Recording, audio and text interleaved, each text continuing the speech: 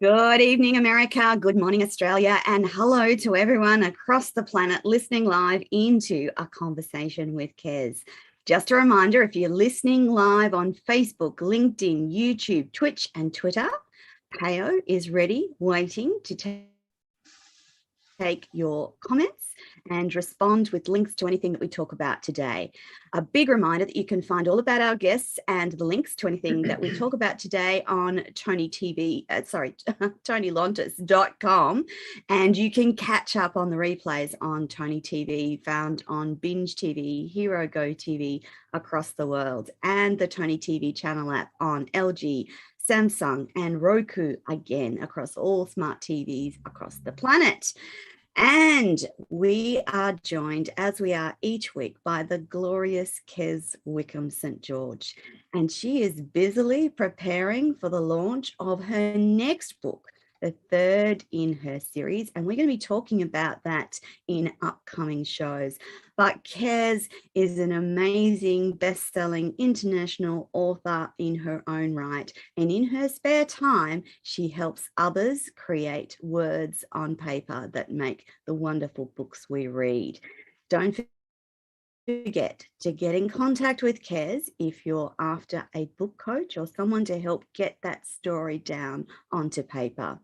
Now, today's guest has a lovely quote, and I'll start the show with that and tell you all about the lovely Di Riddell.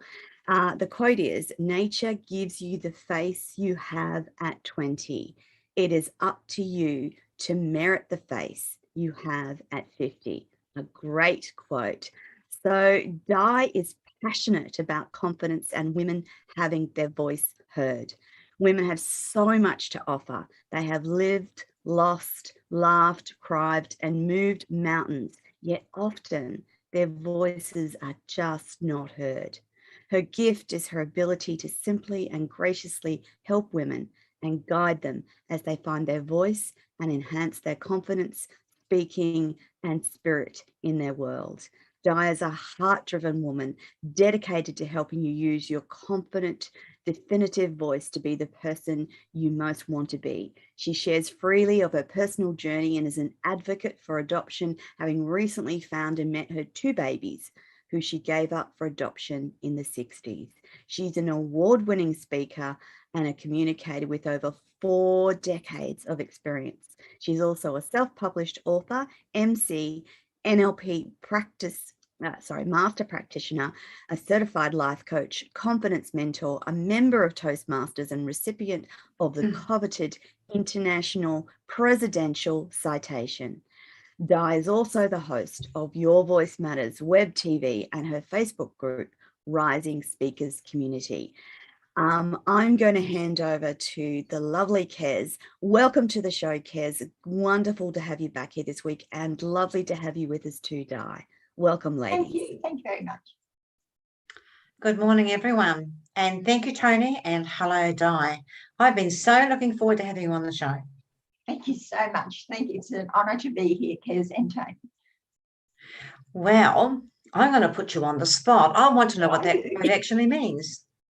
I beg your pardon? The quote. The quote quote that Tony just told us. What does it mean?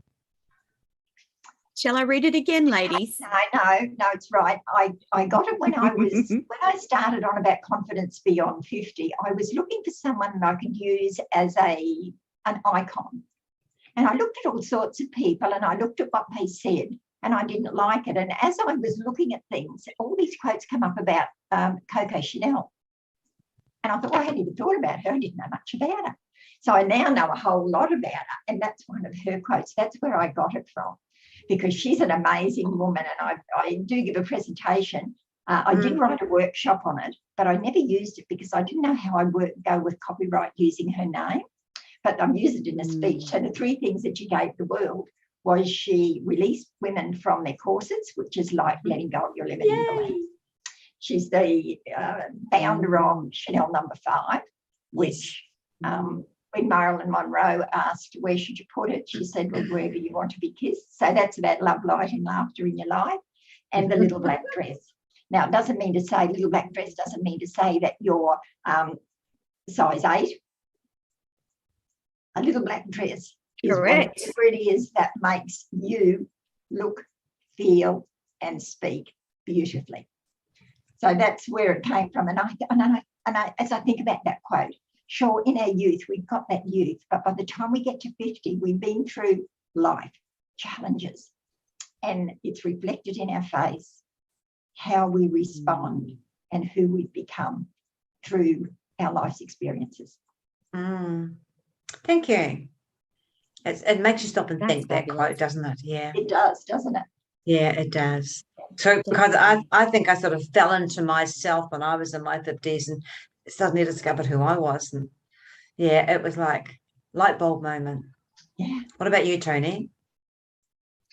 Definitely. 40s was the time that I started to grow and learn and develop, but it wasn't till my 50s that I developed that confidence and wisdom and belief in yourself. So definitely 50s is the best.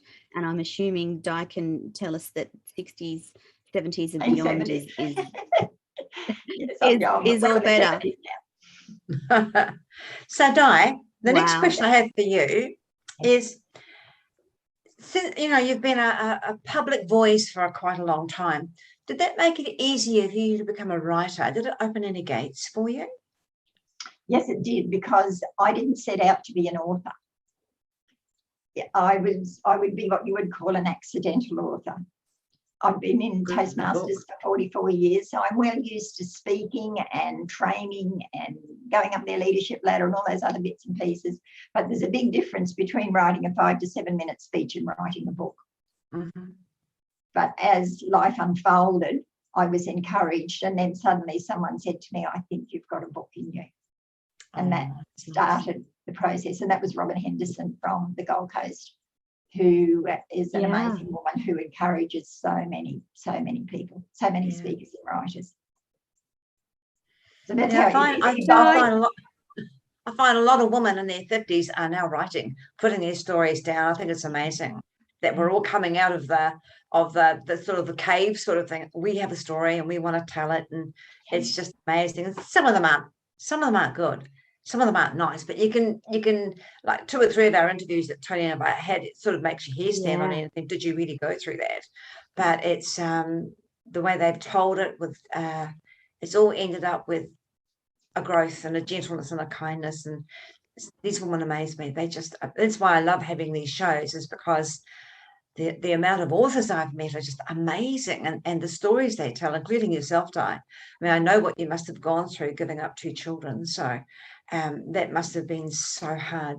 So your 2 current books, the Beyond Abuse series, is it a series or is it just 2 books? It's just 2 books. The original was 2006. In 2002, my husband passed away, and that was the pivotal point that tipped me. I fell into a huge heap in the first 12 months. And part of that journey of coming out and being in several organisations and writing and journaling is how the book actually evolved. But when I got to the point where I was actually writing the book, I couldn't remember. That stuff had been buried so deeply that it really took uncovered. And I say in the book, this is the best that I can remember. Maybe I don't have it totally right, but it's certainly what has influenced me. So that first book was a real big step in speaking out, because I had never told anyone apart from my husband prior to my marrying. It was, and probably one of the hardest things I had to do was tell the kids before it came out. But I was very lucky. The family were very supportive of me. And I'd also add that my mum had passed away the year before Les. Yes. I wouldn't have written it while she was alive because it would have hurt her. But now that after she was gone, it was like open slather, and I can express myself now. And that's why I'm so passionate about women being able to express themselves and be fully self-expressed, because so many of us have been stood, pressed down. So many. Definitely. Did that answer the question? Yes, it did. The question. It's Tony's turn. As we were talking about earlier in the show and before the show, you're really quite an accidental but prolific writer, and you've co-authored 6 other books, including The Colours of Me, which we're going to ask you about later. But you've also got a book called Strength. Can you tell us about that book, Di? That's an ebook.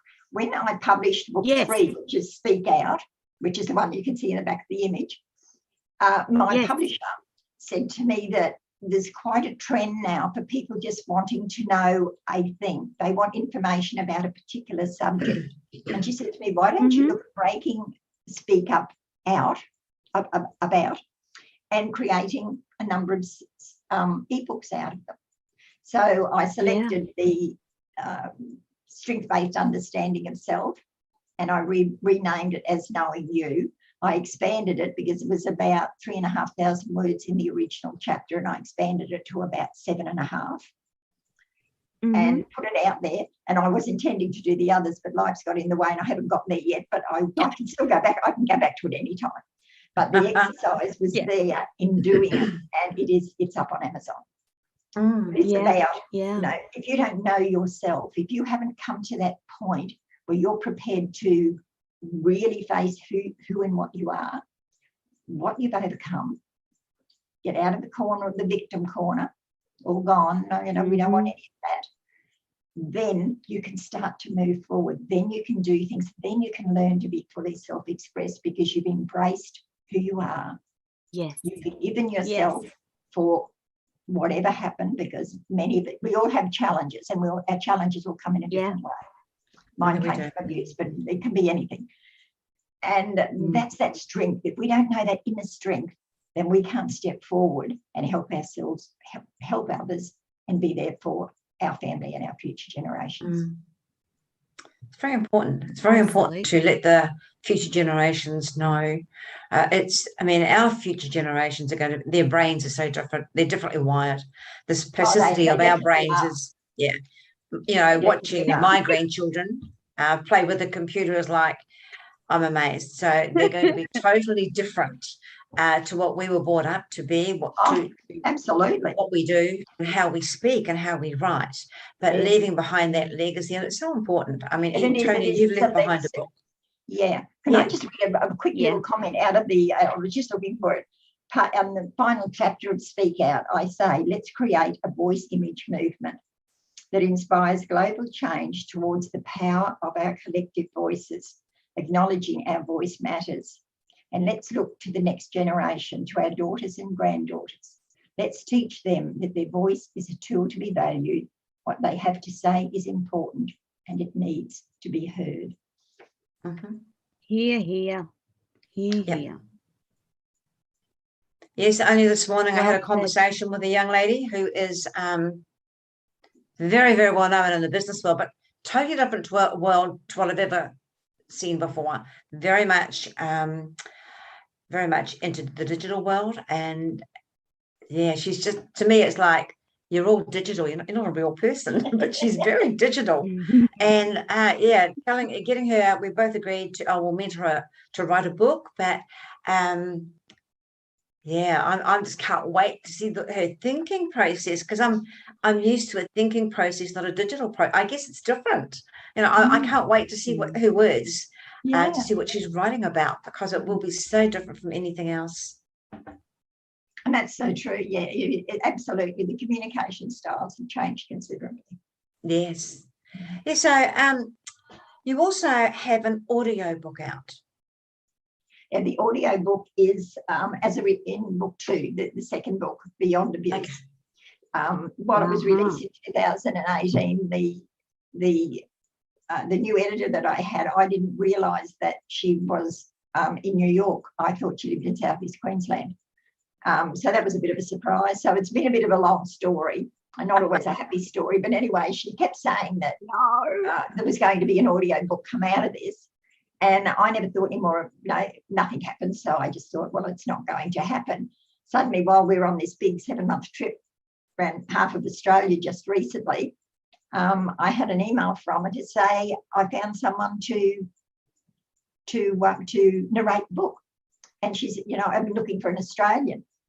And I was really surprised. Anyway, they were due to start in May, and the lady, Kate's flat in London, got broken into, and they took all her electronic gear, including all her hard drive with her work on it. So it got a bit of a put back. And then I was expecting that I'd just get a quick email to say, well, we're back on track. And then all of a sudden I got the link to say, here it is. It was done. Wow. It happened while it all unfolded while I was away. So it's just been extraordinary, the things that have happened in the last year even. Yeah, isn't that clever? Wow. Like, you've been traveling with your man, and all over wherever you can go, wherever the borders were down.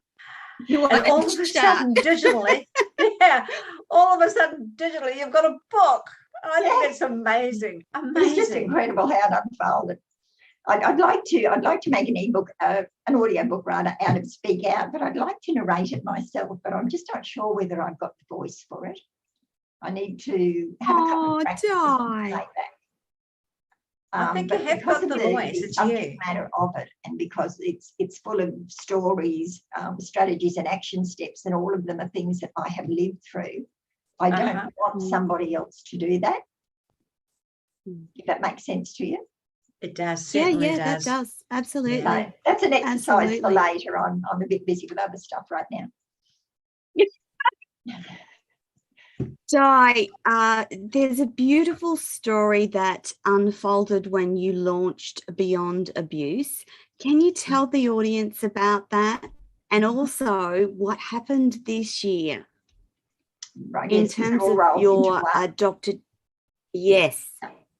When I wrote book 1, the original Beyond Abuse, I said that I would not search, that I would be open if the son and the daughter came to me, but I wouldn't. Yeah. I wouldn't actively search. The day the link went live for the second book, it was just like something exploded in my head and thought, I'm ready. Yes. I'm ready. Yes. So off I went into children's services. I'd been told of 2 places to go, into children's services, which is the government department that gives you the facts and the figures and the whatever. And then another organisation called Post Adoption Support Queensland, and they provide emotional and support. Yes, because it's a big deal, Di. At a certain age, because I'm in my 70s, they hurry up the process. I suppose they think you might fall off the perch. So that was my advantage. Oh my goodness. In about 4 weeks, it only took about 4 weeks, and they contacted me and said, we found your daughter. Wow. And it took another month. So it was 2 months to the day, almost to the day that we actually met. Yeah. And she lives in another suburb in Brisbane where I Yeah. reside. And had she been looking for you? Had she been looking for you, Di? When she was about 22, she made some tentative attempts through Jigsaw, through another organisation. And she was just curious. She only wanted to be contacted at work because she didn't want to hurt her adoptive parents. And nothing happened. No one ever contacted me. So I didn't know anything about it. So I think that's why her name came up first in the search, because she made an attempt. So I see her on a fairly regular basis, and we have a growing relationship. So it's just, we meet 3 or 4 times a year and have a coffee. It's not as deep a relationship as I would like, but I don't really understand what goes on in her head, and I'm letting her set the pace and I'm just holding the space while she decides how far she wishes to go with it. We've got a relationship. We meet on a fairly regular basis, and I'm very happy with that. So I spent the next couple of years letting that settle in, and I wasn't ready to do any more. And then Speak Out came out, and then I just sort of moved on with life. And then at the beginning of the year, just before we went away, I just got up one morning, and I don't know that anything sparked, and I thought, I'm ready. I'm ready to search for my son. Yeah. So I set it in training. I didn't need to go back to the government department. I didn't know that Post Adoption Support also did a search. So I went straight to them because I had such fabulous support from them. And they said, we set it in train. So I wrote my letter to him and sent my photo to post-adoption support. So looking forward, so that if something happened while we were away, she had all the information that she could just go out straight That's away. gorgeous. Yeah. So that's what we did. And nothing happened for a little while. And the process for them is they send out a letter, snail mail.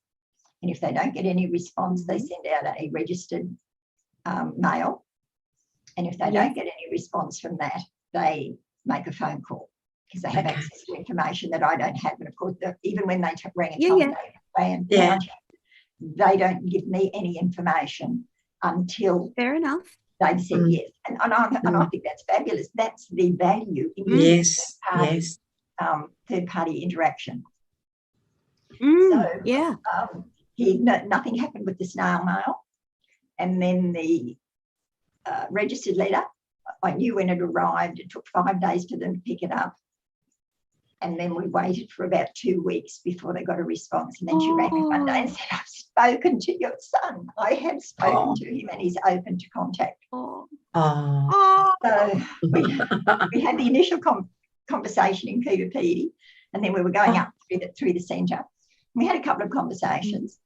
And by this time, I'd said to my partner, our intention was to go to Darwin, come back to the Three Ways, come across to Camberwell, Mount Isa, and then home through Western Queensland. And I said to Pete, how would you feel if we went via Cairns if my son's open to meeting me?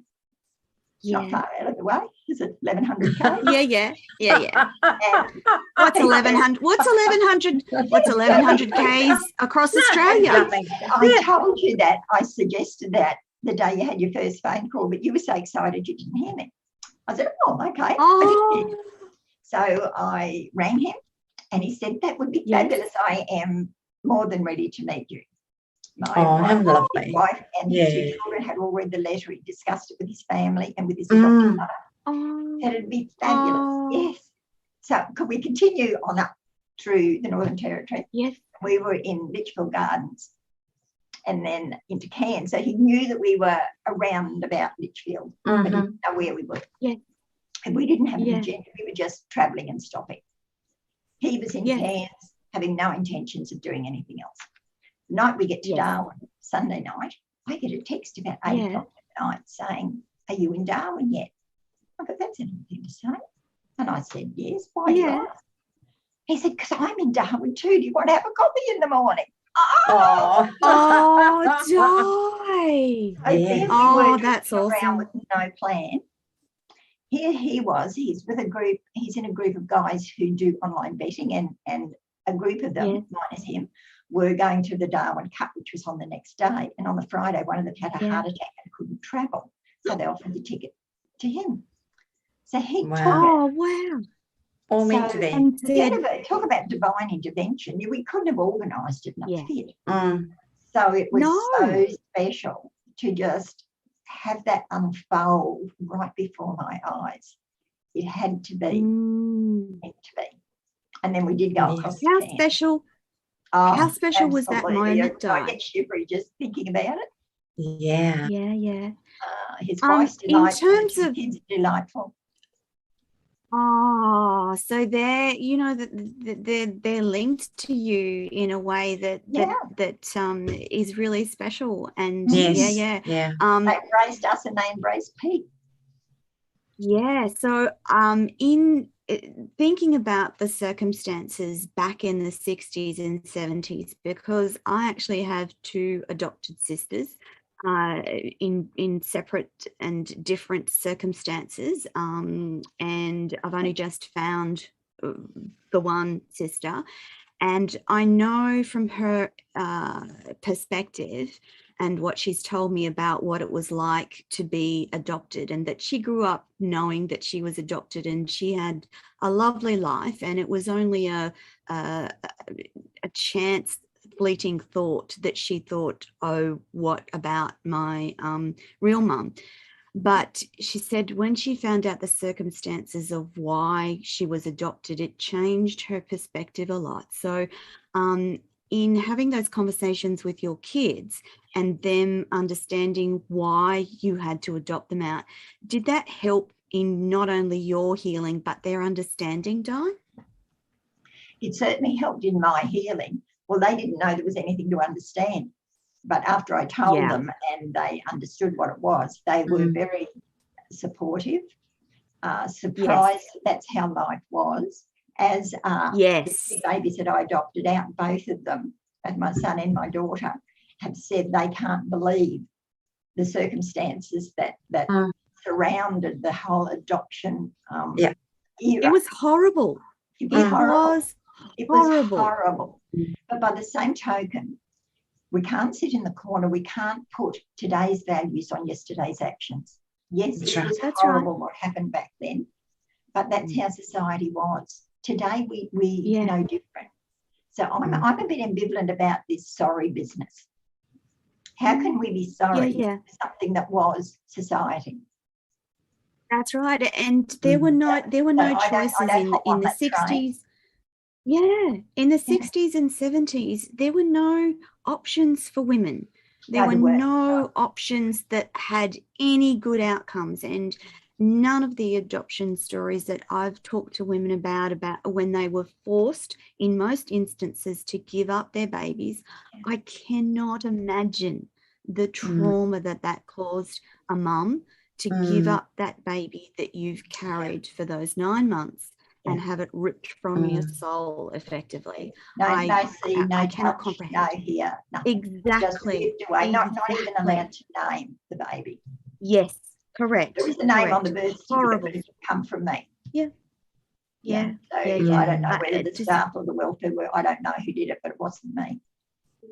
While you've been talking, Di, and discussing meeting your son, I have a son, and I very rarely ever see him. He lives way, way over east. So when the borders went up, and it's been 2 years since I've just seen like Zoom calls, but don't you drink in their faces? I just drink in his face, and I see all the aspects of who he once was as this chubby little freckle-faced boy that I adored, to this man, but he's still got the freckles. And I just look at his face and I think, you're such a story. I mean, I just drink in their faces. Whenever I see anyone I haven't seen for a while, their faces just tell the story. And I just think, how wonderful. You must have been an absolute heaven looking at his face. Oh, it was that day that we met at the cafe. There was an inside part and there was a long veranda. And being Darwin, it was pretty hot. And I thought I would probably be on the veranda, so I walked along the veranda. And I couldn't see anyone that looked like the photo that I had. And I turned around, and as I turned around, he came out of the door halfway along, and he just said, "Die." And I nodded, and he opened his arms, and I just walked into them. Oh, wow. Yeah. It's a heartbreaker. Yeah.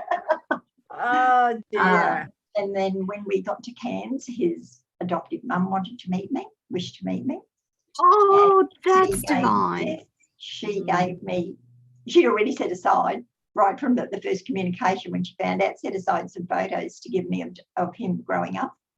And then my son's wife said, "Well, my mum wants to meet you too." So nice. So, we were just embraced, and when we ended up, we were in a resort for 8 days, and then we had a couple of nights with them. And the day we left, both my son and his wife said to me, "This is the beginning." Oh, and I believe you're a grandma as well. So I'm a grandma of 2 more, of a 19-year-old and a 21-year-old. Amazing. Oh, wow.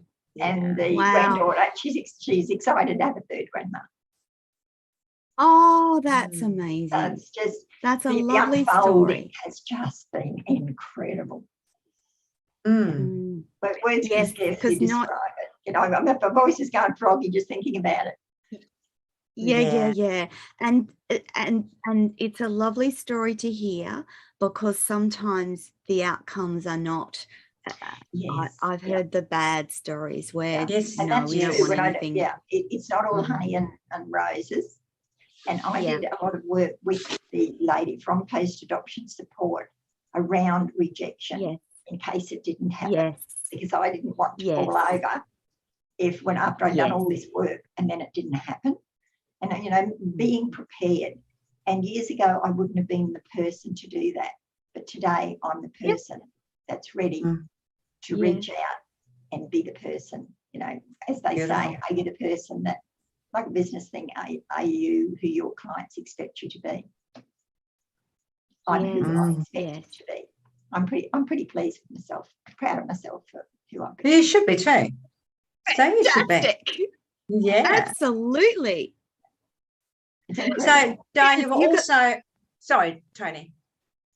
No, you go. It's your turn. Okay. Your turn, my lovely. My turn. Your turn. So, Di, you were also a co-author in a book that I helped create, which was The Colours of Me. Now, the story in there was about the adoptions and you know, having to give your babies away, which women of our age do understand what it was like in those times. It wasn't pleasant. I had cousins that had to do the same thing. Luckily, I didn't. But so the question I wanted to ask you was, in the book, you had a quote from Grace Tame, or was it Grace Tammy? How do you say it? Grace Tame? I think it's Tame. Grace Tame. Okay. Grace Tame. Okay, so those words resounded with me. So when you heard the words, survivors be proud, our voices are changing the world, how do those words make you feel? Absolutely incredibly wonderful that someone so young, that speech was so powerful, so well put together and so well delivered from a lady who is so young. What an amazing difference she is going to make as she matures even more and steps out into the world, raising the level for women. I think that she's going to be more than an advocate. I think it's a wonder. Yeah, the words were just spectacular, and I think they are. Women who've been through stuff are changing the world. Exactly. Yeah. There's no mistaking the strength of those words. When I read them, I thought that's a very, very strong statement. Yeah. And, you know, I think it should be said even more, because there are survivors of all sorts. Today we're talking about giving our babies away in adoption in the early days, but all survivors of any sort of trauma should be proud once they speak up, because then the door is open for conversation. Yeah. And looking back, I could not have given a baby a life back then under those circumstances. But the adoption could have been handled much better. It was degradation and the put down and the shame and the guilt that was heaped on us that made all that difference. And thank goodness that I was going to lead somewhere else. I forgot what I was going to say. But that doesn't happen today, thank goodness. Yeah, I believe that in some cults it does still happen, but generally no. The thing they do is they get the young mum in and they mentor and coach her and what she wants and how she believes you know what she should do with the baby. So I just can't imagine. I just can't, you know, there was one instant in my life when I had just given birth to my third child and she was not well, and I was holding her in my arms and they whisked her away and they didn't tell me where she was going, and the panic I felt, the absolute anxiety and panic. They had to literally offer me sedation because I had no idea where she went. She'd gone into an emergency ward to be looked after, of course, but I can't imagine your fear of not knowing where your babies were going to go. I can't imagine it. Fear. But the good I know what I was going to say. So the good that comes out of that is that the gift from me was to be able to provide a child for a childless couple who couldn't have a child, so that he had an opportunity to have a wonderful upbringing, and both of them have had wonderful adoptive parents, which makes the story even better. So you know the gift came out of that deep trauma. Yeah. And to go through this trauma, you wrote about it, or did you have a healing in other ways? Back when it happened, you mean? Back in the 60s? After it happened and you realised your baby had gone, nothing. Did you have some sort of counselling? No, there was nothing available then. The welfare workers told me to go nursing and get out of society's way because no decent man would ever want me. And that's a pretty stock standard answer, as I've spoken over the years. I've had so many women come to me and say, me, my sister, my friend, whatever their story is, and they too were told to go nursing and get out of society's way. Oh, that's harsh, isn't it? Yeah. There was done, and because I never told anyone about the rape, because they told me that that was just the beginning, that they would come back and finish me off if I spoke up. And you might think, how could you do that as a mature? But as a scared 15-year-old, I believed it. So I never told. How old were you? 15? 15. Yeah, that's terrible. And I mean, that means you would have. They were naive. You would have given birth at 16. Yeah. Oh, that's awful. That really is. Yeah, I've actually read the book, Di. So I was going through it, and I've had to reread it too. I remember those days. I remember my mother talking about I was too young. It was like, does this actually happen? Yeah. And then when Mum verified it to me, and she worked with a lot of different social people, and it was like I couldn't grasp it. I just couldn't grasp why was someone with passion and empathy was not in there. No.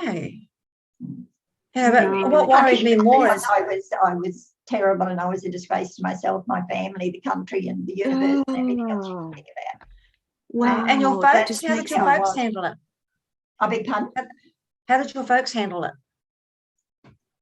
Oh, my mother was supportive, but she was too busy trying to cope with an violent alcoholic partner. Mum did everything that she could to help me. My father just said, well, that's about what I expected. Oh. Because he had told me that I was stupid, useless and worthless when I could stand up, and that I wasn't worth educating and I was a waste of space. So, I wouldn't have expected anything else from him. Yeah. I remember my dad saying, but it wasn't through being pregnant, but my father said to me, you're a girl, you're not worth educating, go to work. And so I was nearly 16 when he sent me off to work, and then things happen. But what you went through, it's just hard. But look at you now, because of what you went through. Look at the growth. Yes. And sometimes I stop and think it's meant to be. This is all meant to be. Yeah. Look at who you are now and what you're doing for the young mums that are thinking about adoption. It still goes on. I mean, I don't know, does it? I mean, people surrogate other people's babies these days. So it's very well known that, Tom and Jenny might not have the son that came through Jenny, it came through his sister, or, it's amazing what goes on. And knowing that everything's open now and you can make those approaches. And I know there's a lot of stories that don't turn out well. And my thing is that I guess that they're people who've not done any personal work on themselves, and they're hiding, still playing in victim mode, or they haven't told their partner what happened way back. All those things, it's all buried under the secrecy, shame and guilt thing. Yes. That so shame and guilt. I was determined I wasn't staying there. Yeah. How often have we heard that, Tony? I was just going to say, shame and guilt and secrets are life destroyers. They are complete life. Family secrets, absolutely. Family secrets destroy lives. If you bring that stuff out into the open and you have conversations, the healing starts to take place. Yeah. But whilst you deny it, whilst you keep it secret, and whilst you don't talk about it, nothing ever heals. That's right. It just never heals. And to think that you, Di, have been able to process all of that and have this beautiful outcome later in life is a lovely story to tell. One thing I think about when we talk about these adoption stories is as a grandparent. So I'm a nana, and if my daughter or son had talked about or were to talk about adopting out a baby because they felt that they couldn't raise that child, as a grandparent, I don't think I could allow that to happen. So my question is around, I don't understand the grandparents of the girls that gave birth to children that were given up for adoption. I do not get that, because there's no way my flesh and blood would be taken from my life, even if it wasn't my own baby, if it was my children's babies. I don't think I could let that happen. So that's I don't understand that either, Di. I don't understand that perspective. And I know, I think that goes back to the societal thing of the 60s. Women didn't have, they didn't have anywhere to turn. They couldn't stand up. Most of them were put down by their husbands, and certainly my mother was. She didn't have a voice. And actually, I dedicate Speak Out to her, because she didn't have a voice. She never had a voice. Have a voice. Yeah. So she was she was a gentle person, and she had no idea how to handle alcoholism. Yeah. And that's a tough thing to deal with anyway. Absolutely. And it was hidden back then. So many things were hidden back then. Like, that has to be the blessing of the current era that we're all living in, is our ability to speak out and tell our truth. And I just have to say that confidence that you get when you finally talk about a story, and the first time you talk about those stories in public is incredibly hard. And I'll go back to Grace Tame again, because she talks about a vulnerability hangover, and Brene Brown talks about a vulnerability hangover. And it takes a while for that to stop impacting you. So even the first time you tell your story, that's hard. It takes courage, it takes bravery, it takes strength. But then, and it takes a huge amount of guts. But then there's that shame and guilt and vulnerability that attacks, so to speak, in the forthcoming days, weeks and months. But eventually that subsides. And I think that's where that confidence comes in, Di, doesn't it? Yeah, yes, it does. And when I first started, I first broke the story at Toastmasters. So, and it was 28 years I'd been in the organisation at that stage. So some people had known me for a long time, and some people were new members. And I had no idea how it would go over. And I got upset. And I thought after that, well, I can't do this way. How can I do it? And I didn't want to give it to another person. Yeah. So I thought, what else is hidden away that I don't use my middle name? So in the speech, the original speech, which is in the back of the first book, I start the story about my friend Marie, which is my middle name. And that removed me enough that I could control my emotions. To be able to talk. And then when it got to the good bits where I met my husband, I said, well, how do I know so much about Marie? Well, I am Diana Marie. That is me, my story. And then I continue on as myself. But that gave me that bit of distance that I could control my emotions, so to speak, and share. And I guess that certainly shows vulnerability. Yes. It's a clever way of doing it, Di. Yeah, it worked very well for me. Yes, it would do. Yeah. And Tony, your turn. Did in talking about that confidence, because and I talk about confidence because that's a large part of what you do now, Di, isn't it? You encourage women to have confidence. What is it that you've learnt about confidence that is most helpful for women, particularly, to understand?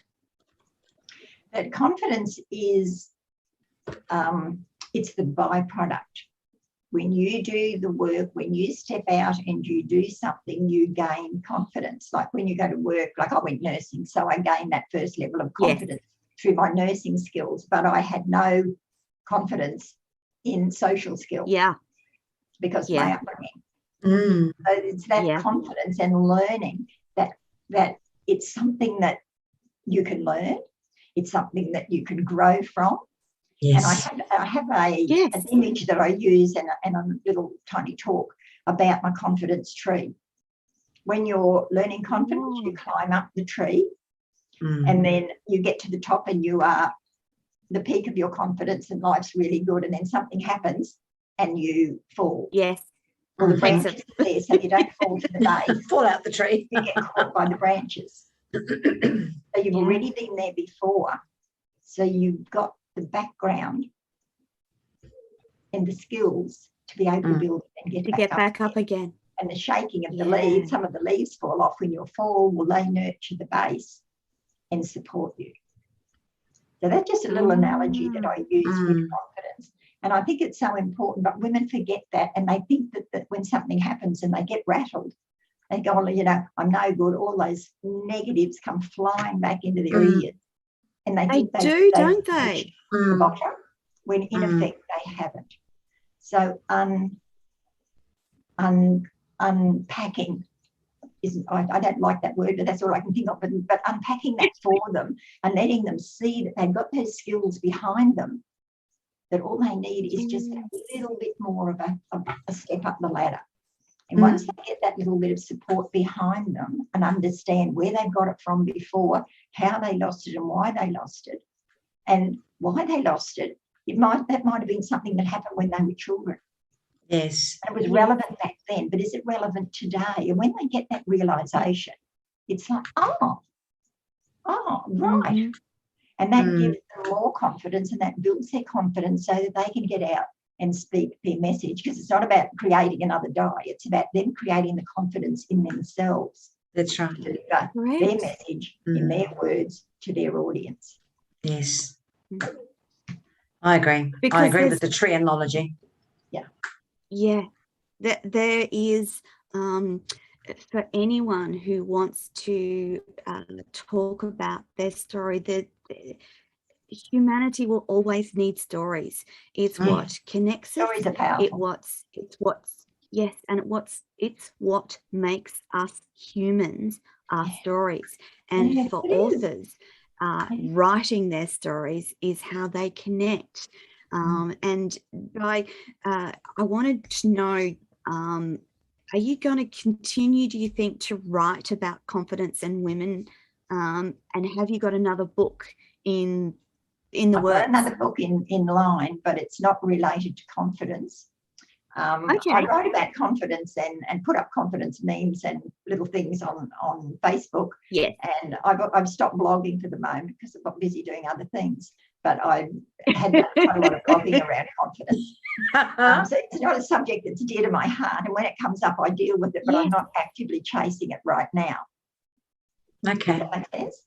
Yeah. Yes, it does. Yeah. Yes. The book now that I've got to this point, my publisher for Speak Out, who lives in Brisbane, she asked me while I was away, she made contact and said, would I like to consider a compilation of adoption stories? She'd had nice. Oh, wow. She wanted to speak to me first, so she put the others on hold. So since I've come home, I've had a chat with her, and I'm at the very beginning, absolute very beginning. I'm just now starting to put out feelers to seek people who might be interested in sharing their stories. So if either of you ladies or anybody know anyone who'd like to share their story, please put them in touch with me. And absolutely. They can decide then. So I'd love that, please. So that's my aim. Get that story. So it'll be based on 20 adoption stories. An anthology. So from birth mums, but from adopt the children and parents or any grandparents or anything. Anyone come to me with a story, and I'll see if it fits. Okay. An anthology. That sounds really good. An anthology gives so many authors a voice. It does, and well done. Yes. Yeah. That's an exciting. For a while. I was just going to say, so you need 20 people to be brave enough to tell their adoption story, and it doesn't matter if they are a child or a parent or however it relates to that adoption story. Have you got any? So just adoption stories from lots of different perspectives. I want a broad range. I don't want it to all be birth mums. I want to have the range so that people can see that adoption affects a lot more than just the mum and the baby. Absolutely. The whole family, their friendship level, how you relate to people, and so many things. And while both my son and daughter had told me that they'd had a great upbringing. The day that we left Cairns, I had a text from his wife, and she said, Di, it's amazing the peace and contentment that I'm seeing in my husband since you left. Oh, wow. He didn't say that. She said, he didn't say that. She said, I can see it. Nice. Yes. Oh, it's just beautiful. It's just unfolding. Because even if they've had a wonderful life with their adoptive parents, there's still that missing piece that they can feel is not there. It's that little piece of that puzzle, and it goes back to things like, do I smile like my mum? Do I laugh like my mum? What physical attributes do we share? That human connectiveness that is genetic. Yeah. Yes. Yes. Yes. And your likes and your dislikes. So Di, quickly.